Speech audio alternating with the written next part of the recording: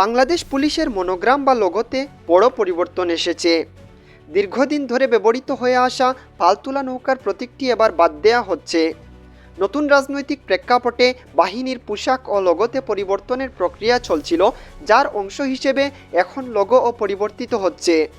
গত 10ই এপ্রিল রোজ বৃহস্পতিবার পুলিশ হেডকোয়ার্টার্সের অতিরিক্ত ডিআইজি নাসিমা বেগম স্বাক্ষরিত এক অফিস আদেশে জানানো হয়, বাংলাদেশ পুলিশের বর্তমান লোগো পরিবর্তনের সিদ্ধান্ত চূড়ান্ত করা হয়েছে।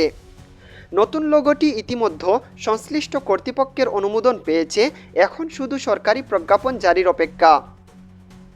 নতুন লোগোতে যা যা থাকছে: নতুন লোগোতে জায়গা পেয়েছে দেশের জাতীয় ফুল শাপলা, খাদ্য নিরাপত্তার প্রতীক ধান ও গমের শীষ এবং বাংলাদেশের ঐতিহ্যবাহী পাটপাতা।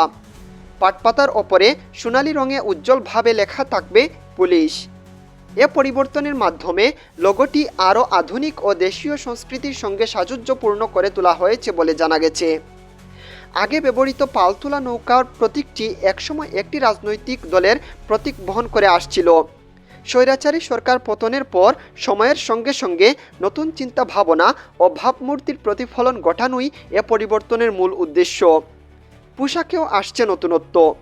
লোগোর পাশাপাশি পুলিশের পোশাকেও পরিবর্তন আসছে। ইতিমধ্যে নতুন পোশাকের ট্রায়াল হয়েছে। ধারণা করা হচ্ছে নতুন লোগোটি শিগগিরই সব ইউনিফর্ম, যানবাহন, অফিসিয়াল কাগজপত্র ও স্থাপনায় ব্যবহার শুরু হবে। পুলিশ বাহিনীর এই পরিবর্তন জনগণের সঙ্গে সংযোগ বৃদ্ধির পাশাপাশি বাহিনীর পেশাগত মর্যাদা ও গর্বের প্রতীক হিসেবে বিবেচিত হবে বলে আশা করা হচ্ছে। তারেক আহমদ, রিহা নিউজ।